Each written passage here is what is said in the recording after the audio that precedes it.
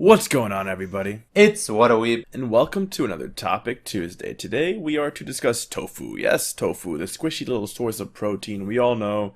Not all of us love, but we all know.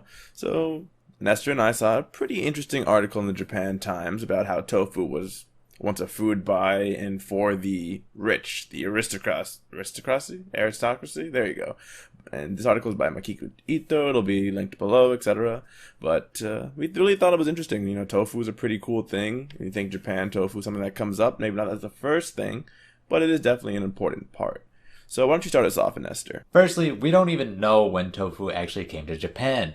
We know there's a theory that said that a Chinese Buddhist and scholar came to Japan in the early 9th century during the Heian period to introduce this food. The guy's name was Kobo Taishi, but there's no written documentation of this. So the first written documentation was during the Kamakura period, during 1185 to 1333. So we'll be using that as our reference during this entire video. So tofu originally was a luxury back in the day in the Edo period. It was price regulated by the shogunate. It was super popular, but nobody knew how to make it until there was a book in 1782 that gave hundreds of recipes called Tofu Hyakuchin.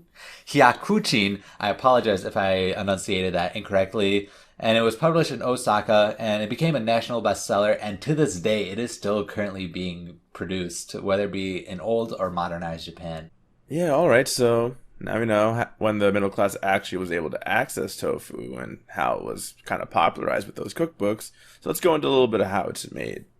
So, you take your waterlogged soybeans, that's the core aspect, and then cook that mess up. Separate the solids, also known as okara, and separate the liquids, also can be called tonyu, or better for us, soy milk. Once that is all done, you can use a coagulant to solidify that liquid part.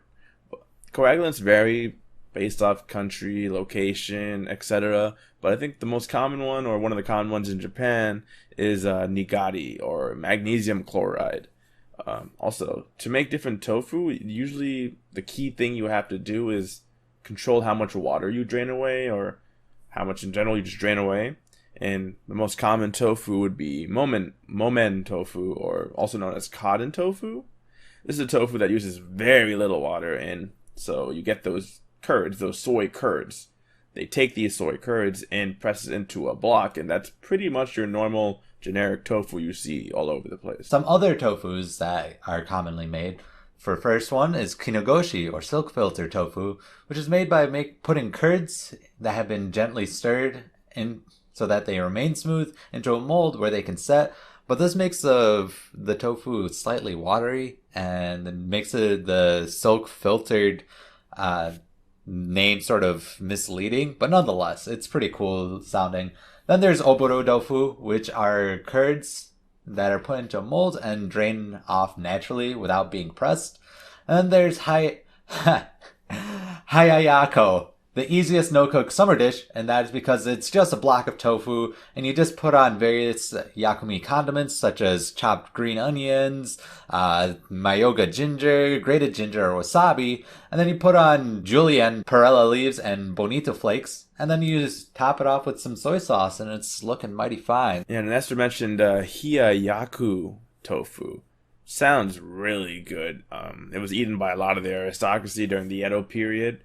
They used well water to cool it down back when cooling was super expensive. Today we can use a refrigerator, so we can all enjoy that, at least. And there's also this big fuss about unheated tofu. It's very popular, but if you are going to go with unheated tofu, you have to make sure you know when you purchase it and use it quickly. It has to be served super fresh if you want to serve it unheated. If you do want it, to serve it, once again, if you do want to serve it unheated, you have to preserve it somehow. And the best way to do that is to take a sealed container. Once you come back from the store where you got the tofu, put it in that sealed container, change the water once a day, and make sure you eat that tofu in less than 3 days. That 3-day mark is pretty much when the tofu kind of starts being like, you should probably just eat it or heat it up to make it all good and happy and everything. Yep. You can also marinate cold tofu. salt it, or season it as you wish. You can really bring up some creative flavors and make the texture of the tofu change through the seasoning and adding of umami and saltiness.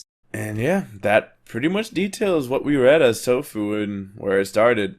Initially, those three different periods. The Edo period was where it was super popular, but there's not much else to say about where it started. It came down to us just because how a lot of food comes down to the commoners or the middle class or whatever.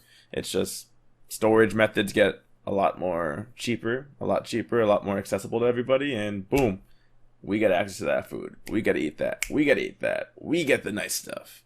Yeah, but we left the article linked in the description below if you guys want to take a deeper look. We did pretty much cover what it said, but it also has a recipe at the end. So if you want to talk about that, hey, go for it. Yep. Hope you guys did enjoy this video.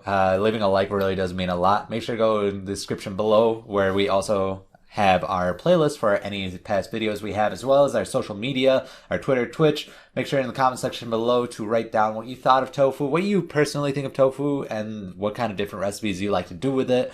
Also subscribe if you enjoyed our content and want to see more from us. And this has been Nestor. This has been Durka. And sayonara.